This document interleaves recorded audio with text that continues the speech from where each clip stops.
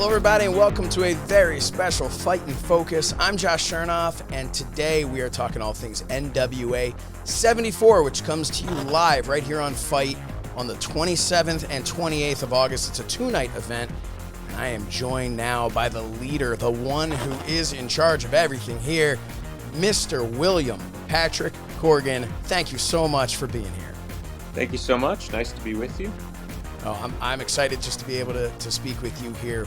We have two huge nights coming at everybody from the Chase, back at the Chase. Of course, last year, NWA 73 and Empower took place at the Chase, and that was the first wrestling event there in decades. But we're back now. This is a real thing that's happening, and I know the people in St. Louis and honestly all around the world are just super excited for this event to be back at the Chase. How important is it to you for that to have not been a one-off, for you guys to now say, like, hey, the Chase is back to being a home for pro wrestling? Well, first off, I mean, it blows me away that the Chase allowed us to have wrestling in there for the first time in 37 years. And secondarily, we're the only company that they'll let come in there. So this blows me away. So just start there. To be back again, having seen the growth of the NWA in the last year from 73 to 74 is important. We had a shutdown for a while during the pandemic, so to be back up and running and stronger than ever, at least in this particular era, it's certainly the most successful year that this company has had probably since the late 80s or early 90s. So that's significant. The dream is alive, meaning I bought the NWA with the idea of reviving it and rebuilding it, and we are on point on that. We are actually doing it, and we're sort of pretty on pace to where I had hoped we would be. The culture of the NWA is strong enough to pull off a two-night pay-per-view, primarily from the roster that we have, so that says a lot. We have other companies that we continue to work with. In this case, MLW's Davey Richards will be defending his national openweight championship against Thrillbilly Silas. So yeah, I think it's just the story. We're like in chapter 4 of a longer story now, where for many years there it was about, well, could you, would you, should you, blah blah blah. What is it? What isn't it? What did it used to be? What can it be again? Right. I think Empower in particular really signified that the company was entering a new era, not just in terms of how the company was presenting itself, but also its flexibility, that it's a company built for the 21st century. And here we are on FITE, our partner in broadcasting, digital media, over-the-top networks, everything. This is the new ecosystem that's blowing wrestling wide open. You guys just hosted the other night, the Ric Flair last match event. Yeah. Stuff like this would have been almost impossible to pull off even just a few short years ago. The idea that fans would be willing to spend their hard-earned money to watch events on a digital network. I mean, we're here now. We're like, it has arrived. We're at the dawn of a new era for professional wrestling, and everybody, including the WWE, is going to benefit from this wide open sort of approach. You've talked about recently in interviews, you talked about how you think it would benefit everybody. Specifically, I think you even said WWE to be working, everybody working together. Of course, the buzzword is always forbidden door, right? That's the term that everybody. I believe Tony Khan has trademarked it, so I'm not. So we can't say that. Yes. I don't think I can actually say forbidden door. Yeah. I can say door.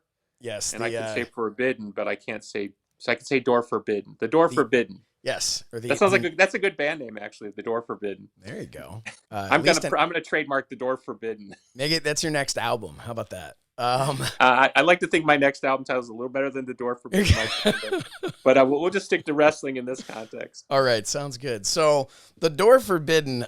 So the idea of everybody working together, and you mentioned the Ric Flair's last match event had all these different promotions working together. But that's something that last year, NWA 73 had a number of different promotions. You mentioned, of course, again now with MLW having stars here with the NWA. So why, I guess my question for you, and I'm honestly very curious about this, your opinion on this. Why do you think that's a good thing? Because there could be the argument of, well, if you see everyone everywhere, it makes it a little less special maybe, right? So why now for me personally, I think the more places somebody can work, the better. I think it's phenomenal. But what, in your opinion, do you think makes that such a positive to be able to have everybody working together in that regard, as Sure. opposed to just competing with each other? Sure. Well, I think you have to start with, let's call it the adult part of the conversation, which is uh, we as a professional wrestling business, and I'm going to include us in that, we're competing against the NFL, the NBA, uh, F1, baseball, video games, um, major networks hosting all sorts of other things, the Grammys. And so for wrestling to command the world's attention a certain number of days of the year, as did the Ric Flair match, as does a WrestleMania, this is critical for wrestling's survival. For many years, people talked about on the business side, and I heard these things before I got in the professional wrestling business, that advertisers didn't want to pay the same amount of money for professional wrestling advertising as they would, say, on a Major League Baseball game or something. That professional wrestling was kind of dirty as a brand and all this type of stuff. That's all changing. Everybody understands that when you deal with sports, advertiser marketing dollars is the key towards the financial end of the equation. WWE has built a juggernaut on the professional wrestling side through their advertisers and marketing partners. And now they're so robust on that level, they can go out and do billion-dollar TV deals because the WWE universe, that audience, will follow them wherever they go, no matter what network they're on, sure, including if it was on FITE. So it behooves us as a business to look at the highest level of marketing opportunities to draw people from the outside the wrestling bubble of normal fandom to bring people back into wrestling. Let's remember that on a given week in America, somewhere in the neighborhood of 3 to 5 million people watch wrestling a week. Okay, 20 years ago, it was somewhere in the neighborhood of 10 to 12 million. Sure. Okay. By the way, there's more people in this country now. So you could argue that it's not only just a decline, it's a decline at a steeper level given the rate in population growth. Additionally, the rest of the world is coming on board, particularly on the digital side, whether it be India, Africa, Asia.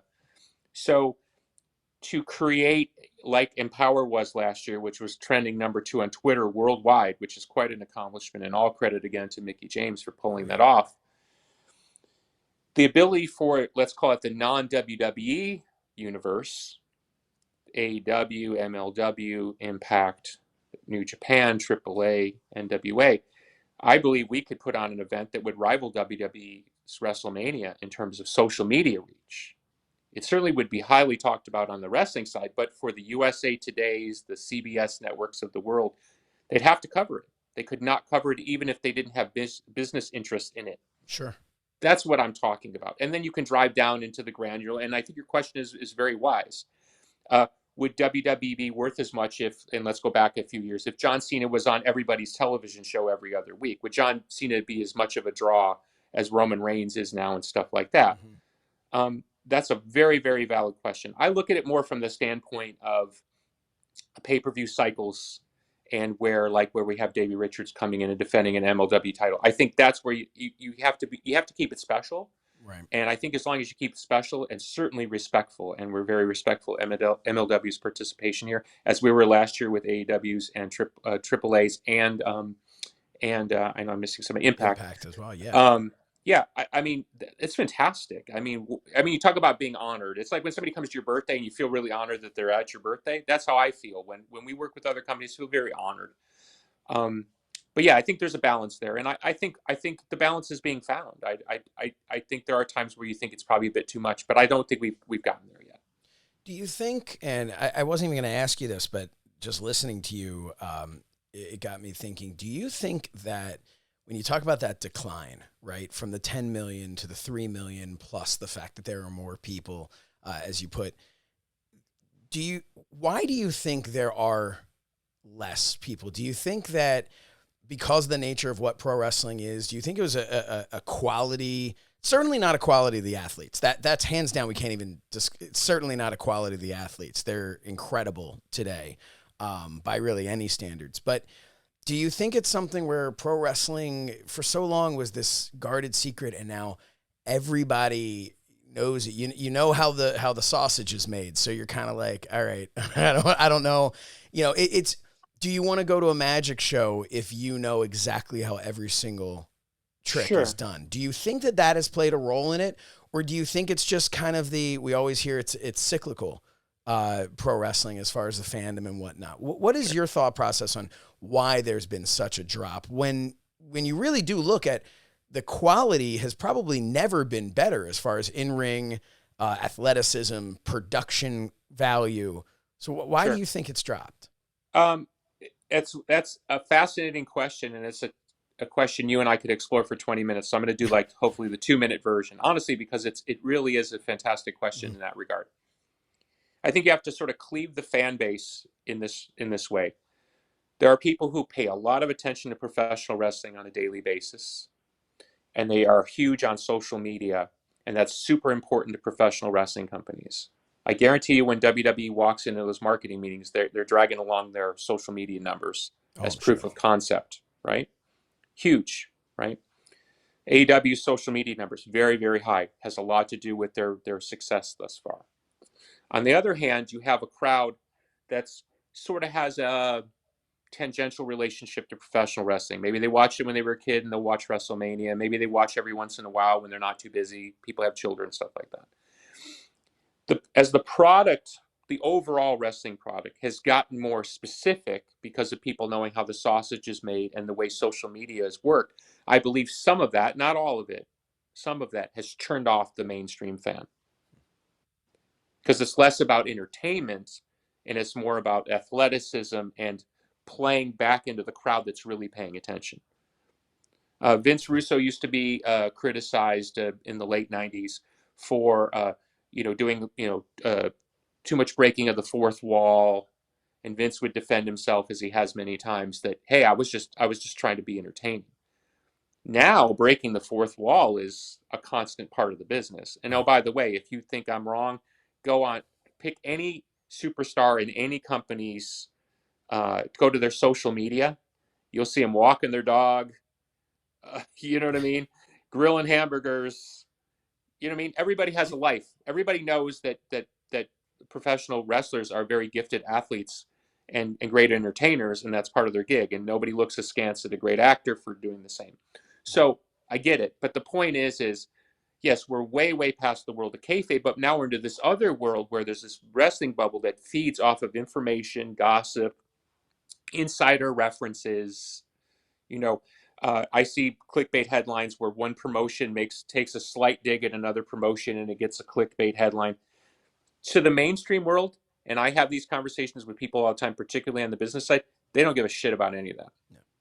That makes they care about raw numbers on the business side.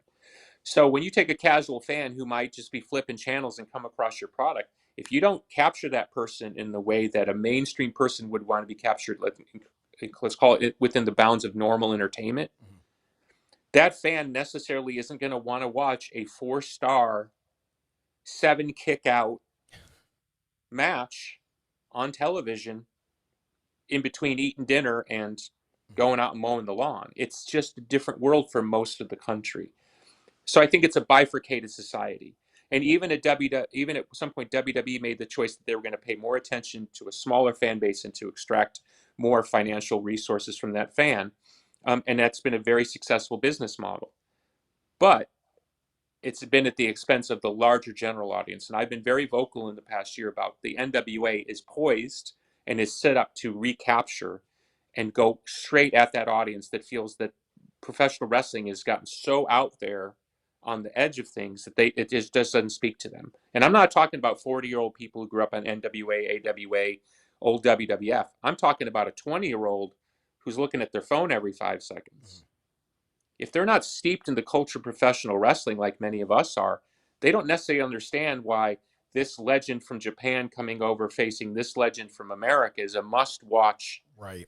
4-star, 5-star event to a wrestling fan. All they know is, I don't get it. I don't understand these references. I don't know what I'm watching. And by the way, oftentimes there's no story, which, as we see with the UFC and traditionally in all fight promotions, the story, the narrative is what hooks people to care about things that they normally wouldn't care about. Yeah, yeah. This is something we could talk about forever, and I See what appreciate you I'm sharing. saying? Yeah, It's a deep subject. And by the way, let me say, because it sounds like I'm being critical, I don't think I don't necessarily think I'm right. I'm betting that I'm right, mhm, but it's very possible I'm wrong. It's possible that the world of professional wrestling is shifted to a new time and a new way, and it will never go back to, let's call it, that mainstream appeal outside of a cyclical thing like a WrestleMania. I'm betting against that. mhm. That's what my business is built on. But it doesn't mean it's like if I stand here and say rock and roll will never die. Well, go look at the charts right now in America, and you will see 17 of the top 20 songs are basically rap Right. or straight up pop, like pop, pop, pop. Mhm. So I could sit here and wave the rock and roll flag all day I want. I could just say, oh, I just played to 50,000 people, over here. To the mainstream world, it's pop and rap right now in the music side. And again, that could be a cyclical thing as well. That once people say, "Hey, okay, I've heard so much rap, Can I so can I much pop." posit for you? Can I posit for you a different theory, if you don't mind Absolutely. me interrupting? We there's so much access now given because of digital media and the way people consume. You may find that it will not be cyclical anymore because, in essence, let's say that the style I'm talking about, let's call it the predominant modern style, the New Japan AEW style, Hmm. right? Let's say that style will never get old to that fan base, and then I'll be able to set up a completely different fan base for a completely different set of reasons, and the two actually won't meet. That's a really interesting take on And it, and and, I and if you and think if you question my logic on that, why then are you seeing for the first time truly non NFL football leagues being set up? right. You're gonna No, have I two. think it makes perfect sense. You're gonna have two, and I'm not saying they wouldn't watch the NFL and whatever XFL. Hmm. But what I'm saying is you're seeing now where if you're a football fan, you're fine with consuming different products for different reasons. Yeah, You're cool with understanding that the XFL isn't the NFL and you're not asking it to be. In fact, you might like certain things better and da da da da da. And I think we might be entering in a world where it's no longer one professional wrestling business, it might be five. a year ago, you and I spoke about the NWA at the Chase when we did one of these live fight and focuses, and you had talked about how your focus was while at first glance you can see all of the throwbacks with the NWA. You can see the way the ring looks. You can see the lack of music during some of the shows and whatnot. But you also talked about how while you might think, hey, our whole game plan here is pay homage to the past. That's not actually your mindset. Your mindset is very much focused on the future. Um, one thing that stands out in all of wrestling, it seems like, even down to a number of independent promotions, is everything has an LED screen. Everything has these big flashy. I mean, got WWE. Their their ring and barricade are LED screens at this point. So, is that something that you look at and say, we are just flat out, we're never going to do that? That's not what the NWA is. Do you think that in any way not having those big screens could, from an outside perspective, I wouldn't say turn somebody off, but make them look at it and not equate it to being the same production value, Sure. not see it as being as big, because here's flashy, flashy, flashy, Yeah. and then here's in the ring wrestling. So what's your take on that? Well, it comes mostly from my experiences in rock and roll. When I started, it was me and my three bandmates and a swinging light bulb over our head. And we were able to get across with the audience by being a really great rock and roll band. Yeah. In essence, we understood that quality trumped production. If you're the WWE and you can afford the utmost in quality and the utmost in production, okay, great. And if I had that same level of access and resources and history in our particular case, like they've done in the last 30 years, I would probably spend money not the same, but in a different way. So if I have to make choices over dollars and what's most important to me, I go back to my experience as a musician, which is I'm going to put on the best wrestling product I can put on. And if somebody has a problem that we're basically doing it under a swinging light bulb, well, then to me, you're not a wrestling fan. Interesting. You're a fan of the spectacle, great, but you're not a wrestling fan. And I'm not saying you're not a wrestling fan if you like production. I'm saying is if you watch a great professional wrestling match and you can't enjoy it because it's not lit a certain way, it doesn't have an LED wall and all this other stuff. If that's not for you, well, I don't know what to tell you. Because that'd be like somebody saying to me in 1990, "I can't get into your band because you don't have an LED wall behind you." It's sort of like it wouldn't have meant it would have meant nothing to me then, and it would mean the same nothing to me now. I'm capable of taking my band and going on stage with literally in front of a white sheet and putting on a great show. Yeah. And I know the NWA can do the same. The NWA can put on a great concert. Of course, we want to look at best. We spend a lot of money on production, oftentimes more than we should. But I'm not in the interest of. I used to have these conversations with Dixie Carter when I worked at TNA in the office. I do think, and it bears a little bit of an explanation. I'll try to be quick about it. Last time I went to a WrestleMania was in New Jersey in the stadium. You know, it was when Kofi won the title that WrestleMania. 80,000 people. The Tron was like a U2 level. I mean, it was insane what they had up there. I mean, it was unbelievable. I mean, the wrestlers were like this big against, it was, I mean, amazing. From a rock and roll perspective, all power to whoever does the production for WWE. World class. Absolutely world class. So what I used to say to Dixie Carter was, if you can't give me world class, I'll take creativity, a different vibe. But when you give me the kind of like, let's call it the B look, my brain as a rock and roll guy registers B look. You know what I mean?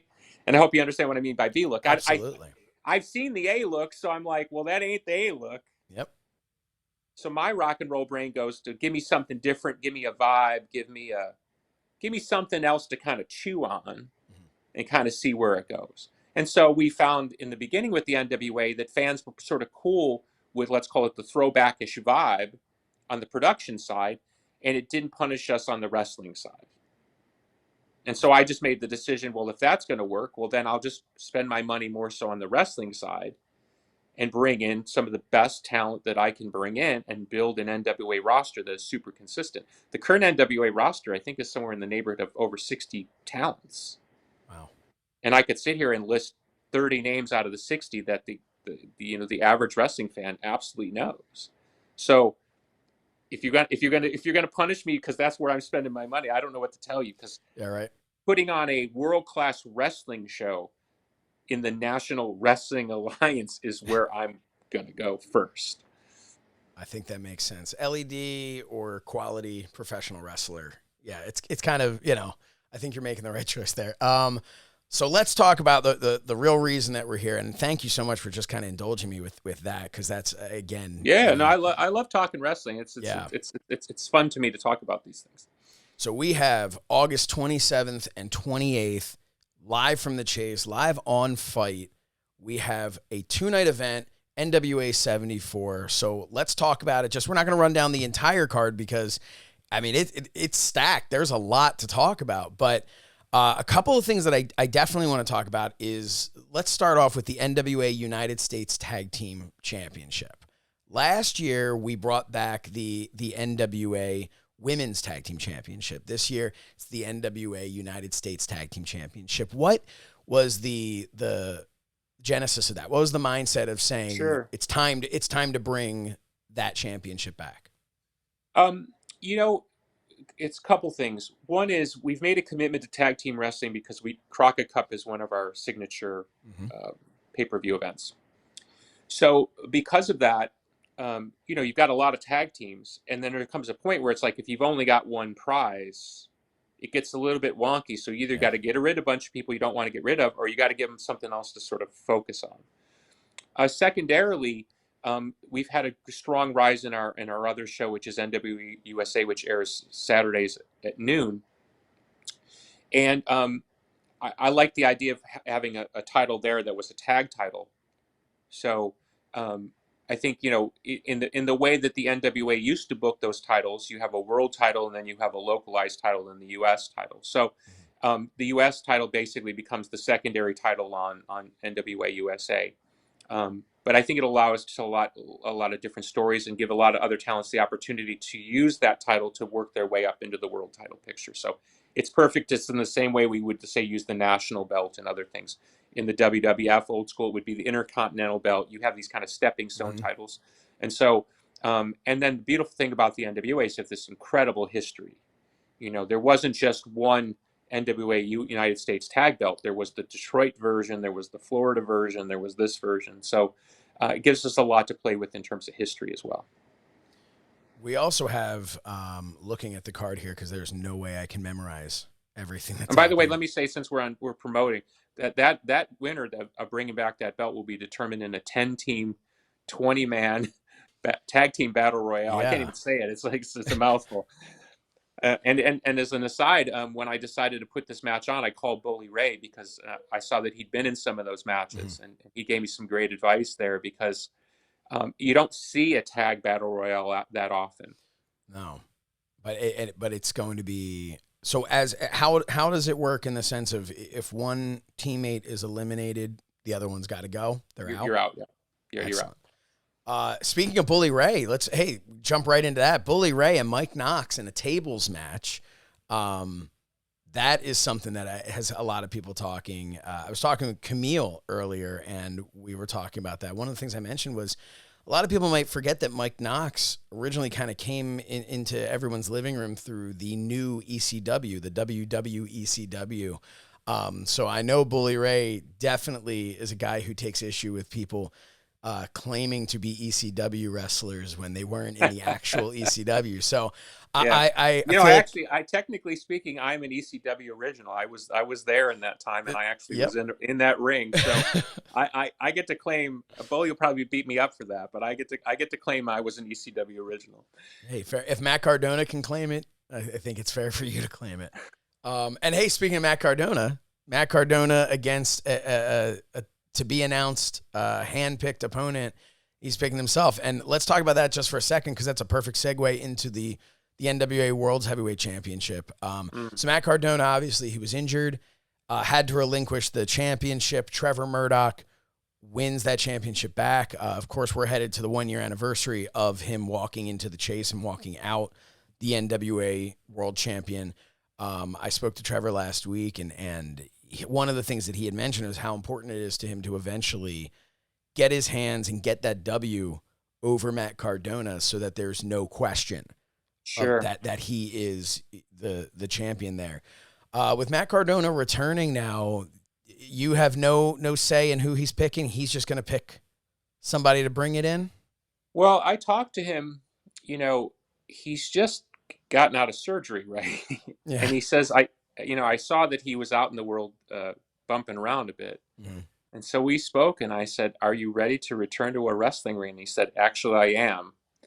And I said, "Well, you're going to have a title match coming up here soon, depending on who walks out of 74 with the title. Sure. I assume you want I assume you want your title back. You've been very clear about that." I said, "You sure you want to risk injury? You could just play it safe and wait till you come back in it with a title shot." And he said, "No, I want to come in, but you have to let me choose the opponent." So we're calling it Cardona's choice. I have no idea who he's picking. Will we see a repeat of, he'll get one of his friends to lay down and he can flex his rebuilt bicep. I don't know. With Matt Cardona, you never know, but you do know it will be provocative. It's definitely something you're going to want to tune into. There's so much just looking at this EC3 versus Matthew Mims. EC3 coming into the NWA. Were you there the same time in TNA? Oh yeah, with EC3. So yeah. Obviously he's been off doing creating his own narrative, if you will. So bringing him in, how excited do you think fans should be to have EC3 coming into the NWA? See, I'm glad you asked about him because he's absolutely positively one of the most talented people I've ever worked with in the professional wrestling business. The professional wrestling business, like rock and roll, and I'll speak a bit from personal experience, doesn't necessarily know what to do with guys like me or EC3. I know I'm conflating two businesses What there, are but you saying do you mean that from like a creative mind there are in that people, regard? and I'm concluding myself in this. There are people who draw in a way that people who are in power above us don't understand why we draw. So they end up almost trying to disprove a negative than affirm a positive. Interesting.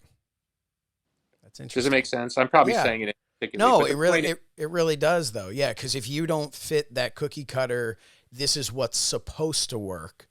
This is what it's supposed to be. yeah, they think it's almost like a trick, or it's short lived, or it's a fad, or something.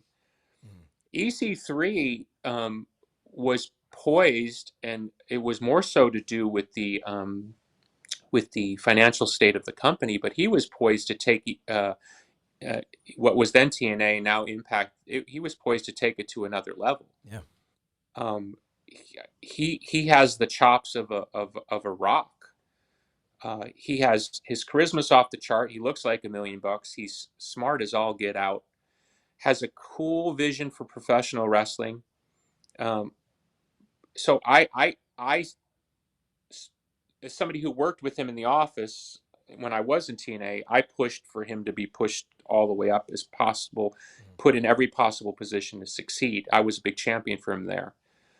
And I saw where he was connecting with the crowd in that visceral way, like only a star can. I know he hasn't, his time in the WWE when he left TNA didn't go the way he would have liked, and now he started Sin, Control Your Narrative. And I know he's very comfortable with feeling, okay, now he's going to sort of determine his pathway forward in the professional wrestling business. That's something that personally resonates with me, because that's what I did in the music business. So he and I are sort of aligned spiritually on that type of tangent. So where other people, even in the NWA, will kind of go, I don't really understand what he's doing. I'm like, I know exactly what he's doing. He's forging his own path. Yeah. And you have to respect any man or woman who goes into the world and says, okay, you've told me over and over again I don't sort of fit. I'm going to do it my own way, and I'm going to prove you wrong. And he will prove everybody wrong in the end. He is that level of smart and that level of talented. So for him to bring his talent and his acumen and his vision into the NWA is very, very exciting. And I hope that not only is this the beginning of a relationship between he and us, because it's long overdue, given my personal relationship with him, which has always been very positive, but also that he can bring in some of the people in his Sin group as well into the NWA. I think that's exciting stuff, and can only be a positive for fans. There's a lot of talent there. It's exciting, yeah, to have him be a part of this. I want to talk about the women's championship match, Camille versus Taya Valkyrie, which I believe will be headlining night one. Is that correct? That is the main event night one, and I think that is a pure spiritual successor of Empower. And that's Empower proved that model, particularly for the NWA. By the way, I don't think it ever happened probably since the times of Mildred Burke. Which I'm glad you mentioned Mildred Burke as well, because we're gonna talk about that invitational gauntlet in a minute. But when I was speaking with Camille, one of the things we did talk about Empower, and I wanted to get your thoughts on that as well, because of course there's the the clickbait, the internet that will talk all about. Are you talking about me and clickbait? This is a new phenomenon. I've never. What is this thing called clickbait that I'm suddenly in? Wow, what a surprise! Yeah, right. So obviously, people look at it. So there's no Empower 2. They're up in arms. Oh, the NWA hates women. I don't know. Whatever they're thinking. Yeah, that's. I didn't see that headline, but I'm sure it's out there. No, yeah, let me just say this. There will be an Empower 2.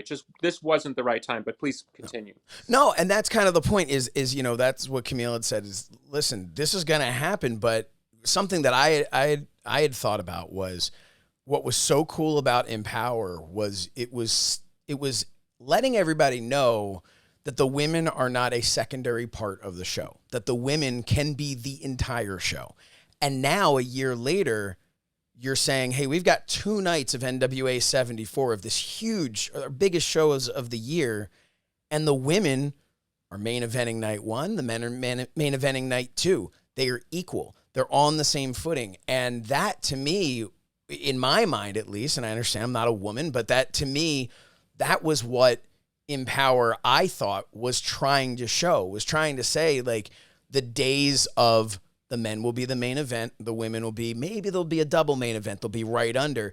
That those days are done. That the women, if the match quality is there, if the athlete is there, then they are just as capable of holding as many spots on the card as the men are. So I just wanted to give you that opportunity to, I know you've said this in a number of interviews, but the opportunity to just kind of explain, as you already did, that there will be another one, but that to kind of just let people know, and I guess let me know if I'm correct in that, this is what it was. I was personally surprised and pleasantly so that people want to see an Empower too. So that's great. It just wasn't the right time, and it gets into a lot of politics and talent availability. And as I've said publicly a few times now, 80 to 90% of the top female talent in the world is under contract. It's not like I can just call them up and say, hey, we're putting on this event. Come on. Right. There's a lot of stuff that would need to go on behind the scenes. But let me say this a slightly different way, because I love progress. I grew up in Illinois. This is a socially progressive state. Very pro-union. My grandmother during World War II worked. Was Rosie the Riveter, was working and building bombs in World War II when there was a shortage because of workers. I grew up with strong females in my life who convinced me at a very early age that there really was no difference between a man and woman when it came to do with ability and intelligence. You can argue about other traits and things, and that's part of our social debate. But a woman's place in the world is equal to a man's, and that's the way I was raised, and that's what I believe. So on a business level, and this is what I'm trying to say, on a business level, why wouldn't you want to attract an audience which is oftentimes overlooked by the professional wrestling community as a draw? UFC's numbers have gone up exponentially since they got women to come on board to the UFC product. Wrestling used to have a large female audience, and over the past 30 or 40 years seems to kind of let a lot of that go. I don't know what the numbers are. I don't have a piece of paper in front of me, but it certainly isn't 50-50 based on my experiences. So I want strong women to be great professional wrestlers, to be equal on the card as best as possible in every possible way, because they draw. And then by extension, I want to encourage the next generation of female wrestlers to want to come in the NWA. And by addition, I want to encourage the female audience that normally wouldn't watch wrestling to maybe possibly identify with either some of the strong male or female wrestlers and find something in it for them that will attract them to come back again and again and be consumers of the product. To me, it's good business, it's good practice, it's good-hearted. And when you talk to Camille, you don't get the sense Camille sees herself as number two to anyone, male or female. And that's the type of athlete I want to be in business with. I want the best of the best of the best, always. So we've made that commitment. Empower was part of that commitment. Bringing back the tags on the ladies' side was part of that commitment. We've announced we're going to bring, for the first time, we're going to have a female TV title, which the NWA has never had. It's always been a male-only title. So we're making strides in that way. And look, it's a commitment, and you just got to keep working forward. And the last thing I'll say is, when we do an Empower 2, I want it to be as good or better than the first one. Right. I could just put together a show, you know what I mean? But if I don't believe it's going to be as good or better than the first one, then in a weird way, it's almost regressive, and I'm not interested in that.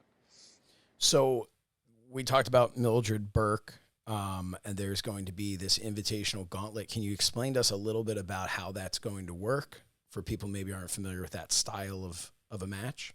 Sure. You have 10 competitors, and 2 start, and about, I think 2 minutes or so, I think is our time.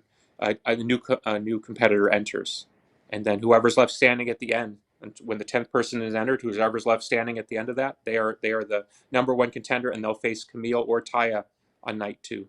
Are there eliminations? Do the eliminations start immediately, or do they not start until all competitors are in the ring? No, they start immediately. So there's a possibility. That's what makes the gauntlet style so tough. Mm-hmm. And to all credit, Kylan King asked to be the first competitor out there. She's certainly at the top of the female rank as a person not holding a title currently. And I said, if that's what you want to do, we'll do it, because that's a tough go, because that's saying I think I can go through all other 9 competitors and come out the victor. Yeah, and there's a strong possibility that we could end up seeing a new technically we could see a new champion 2 nights in a row. Camille, obviously, over 440 days has been women's champion.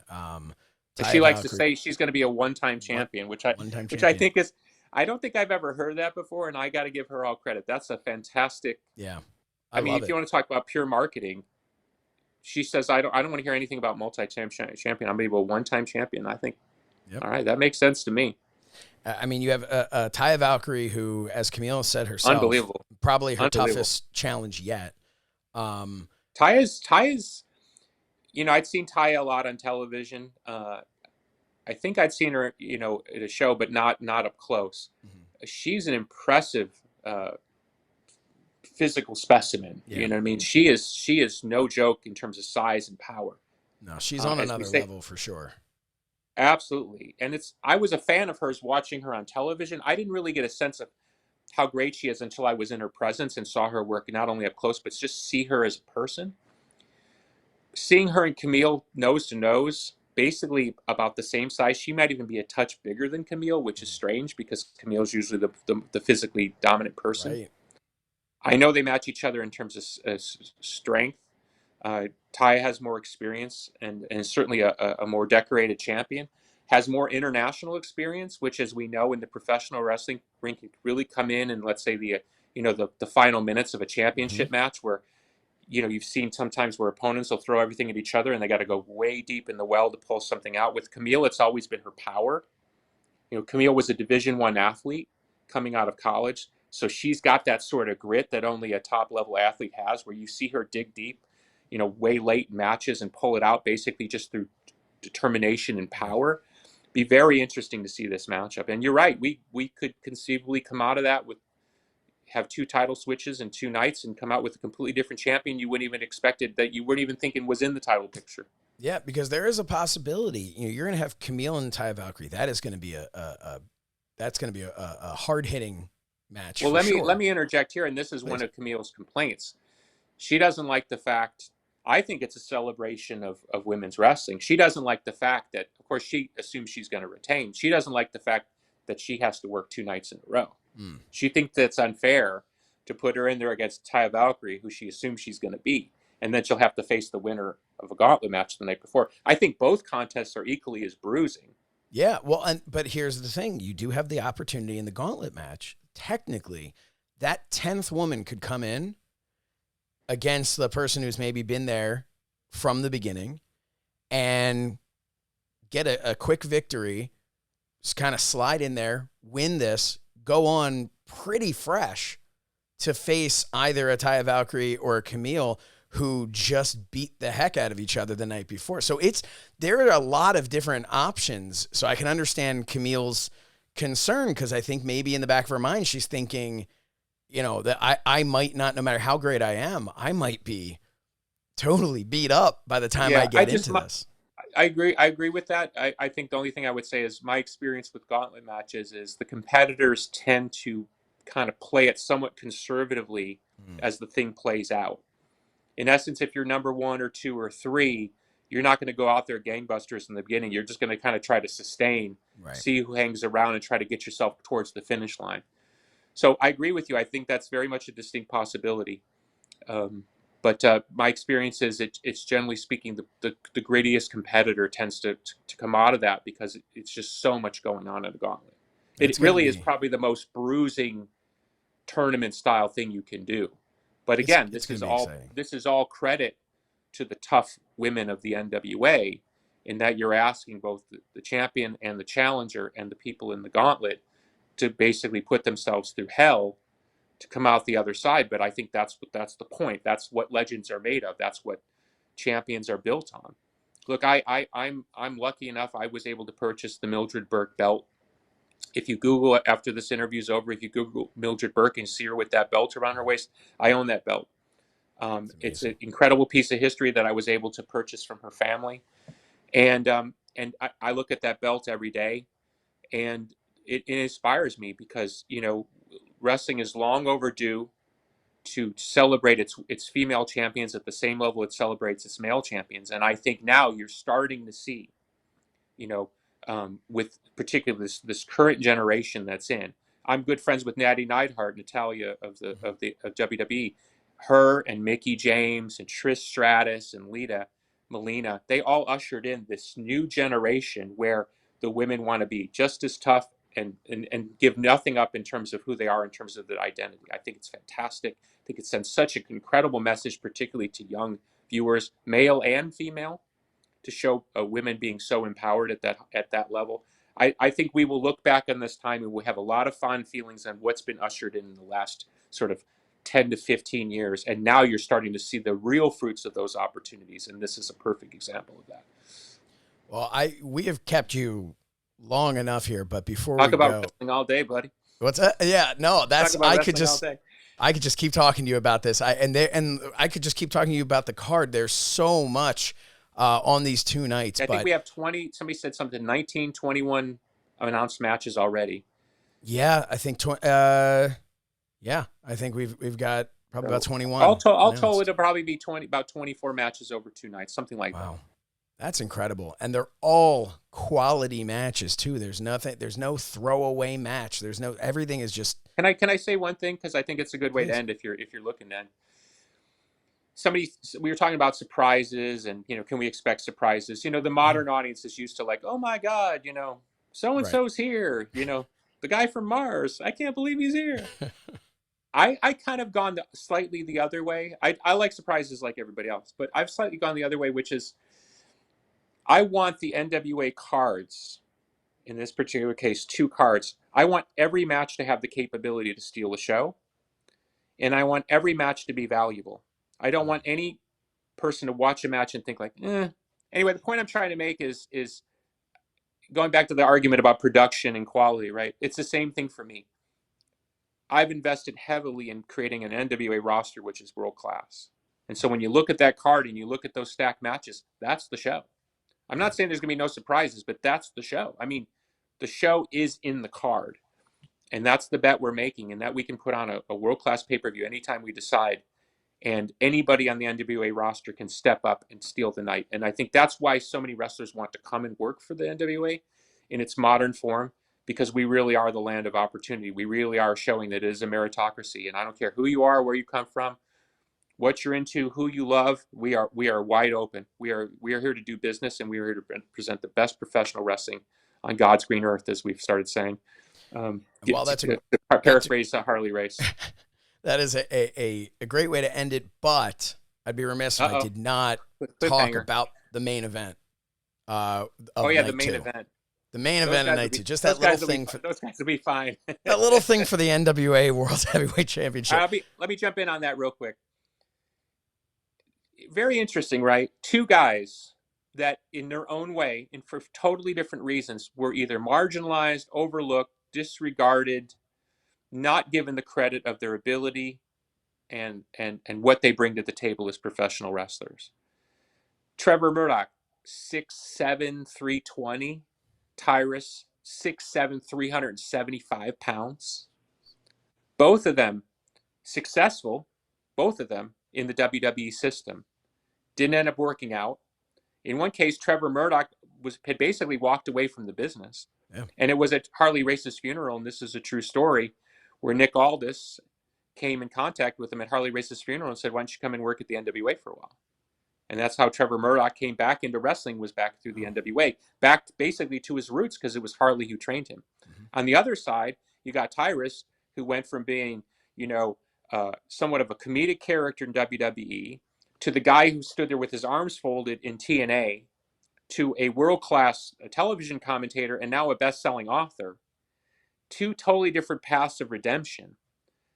But here's what I love, and this is what I love about the NWA. I love the story. I love the redemption. At the end of the day, you put in these 2 massive men who are going to kick the bejesus out of each other over the most prestigious prize in all of professional wrestling, the NWA World's Heavyweight Championship. That's why we play the game. Awesome. And if you want to watch this, which how can you not after Well, we're on FITE. Now you got to watch. Yeah, we're here. You're right on FITE. Here. You usually got to beg people to go to FITE because what's FITE? No. Well, we're over here, right? You're here. You're watching this. You're already here on FITE. You're on FITE. Go right now. Make sure that you pre-order it. this is going to be 2 nights of just incredible professional wrestling. You do not want to miss this. So make sure you go. NWA 74 comes to you live 27th and 28th of August, Saturday and Sunday. I am excited for this. Billy Corgan, thank you. William Patrick Corgan, however we need to say it here. But Mr. Corgan, thank you so much. Thank you for taking the time. See you soon. We will see all of you right here on FITE for NWA 74.